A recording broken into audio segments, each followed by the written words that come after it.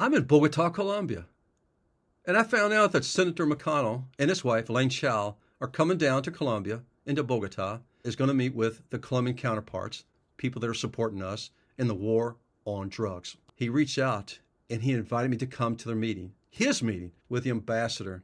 I was in the meeting with him and my bosses from DEA. They didn't want me to be there because I'm a straight shooter. Senator McConnell looked at me. He said, "What do you think about all this, about what's happened here in Colombia?" And I knew what he was trying to say, but I didn't want to go there because I'm looking to my right and left and across the table. You've got the ambassador. You've got a lot of people here. Whoa, a lot of people. They're way above me, and they're playing politics.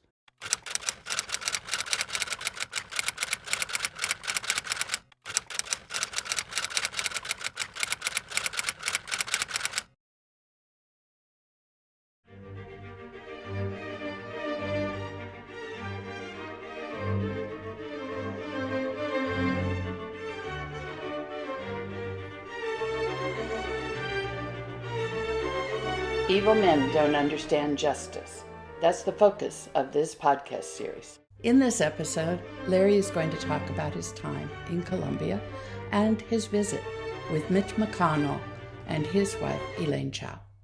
In 1997, I got into Bogota, Colombia, and I started working cases right away with the Colombian officials, investigative cases, meeting Pablo Escobar's sister and his son-in-law.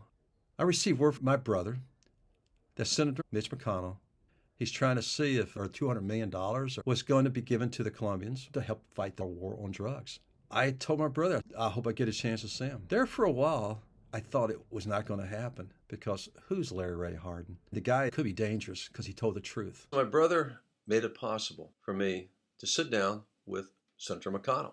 Management and DEA want to know what kind of relationship I have with Senator McConnell. He wants to see you and your wife. And he's bringing his wife, Elaine Chao. A few days later, we were told to go to a nice location.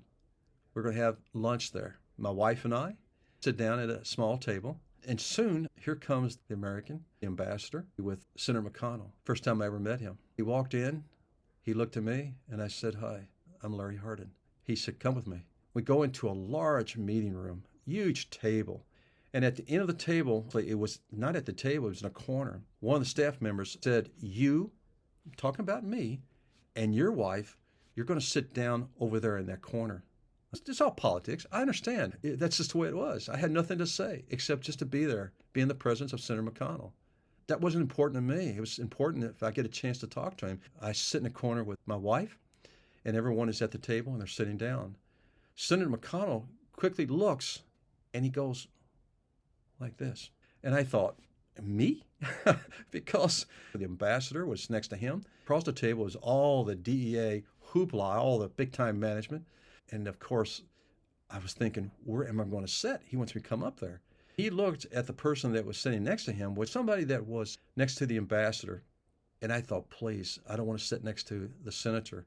It's way too much politics. He looked across the table, and he pointed his finger to a DA agent, one of the management guys.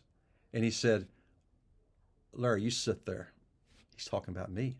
I looked at the DEA management, and he gets up and he moves away. And I knew I was in trouble with these guys when it comes to promotion, evaluation, because once again, I told the truth. I look down at the corner where I'm supposed to be sitting next to my wife is Miss Elaine Chao. And she's sitting next to my wife. And now they're talking. But I'm telling you, at that moment, I was really impressed about the way he was handling that meeting there. We looked across the table. No one saying anything. And Senator said, "Larry, how's your family doing? How's Richard doing?" I looked at him. And man, he's asking about my family, my dad and mom. He asked about my brother Richard, one of his campaign aides that helped him a lot in Kentucky. And I said, "They're fine, Senator, they're okay."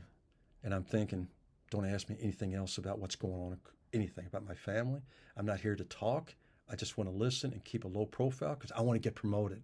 I just want to keep things low key.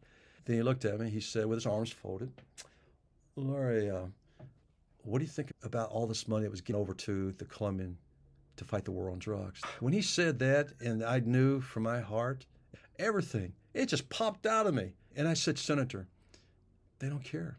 All they want is what we have.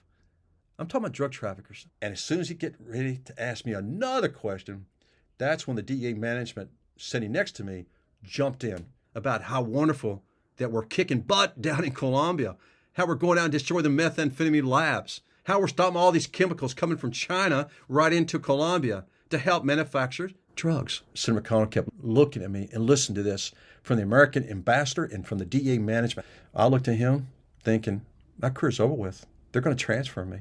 I'm out of here. Looked at him real serious, dropped my head, looked up, and there he is looking at me. I never knew what happened. After that meeting, I walked away. Didn't want to know exactly what happened to all that money. I can tell you now that with all that money given to the Colombian, it was all politics that was then played against the American people, the taxpayers. I know it was wasted. It was our problem, not theirs. I just kept my mouth shut, didn't say another word. We both walked out together. We talked about family again. We talked about my brother Richard. I did hear from him, but I never made contact with him again. There was no need for it. Thank you. Thanks for watching. If you like what you saw, click like and subscribe below. And if you're enjoying the stories in these podcasts, click the link below in the description box to get more details. This is the end of this episode of Evil Men Don't Understand Justice. We hope you will join us again next week for more true stories from Larry and Randy.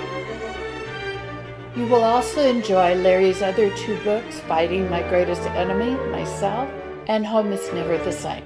These books can be found at pathofthedevil.com or larryrayharden.com.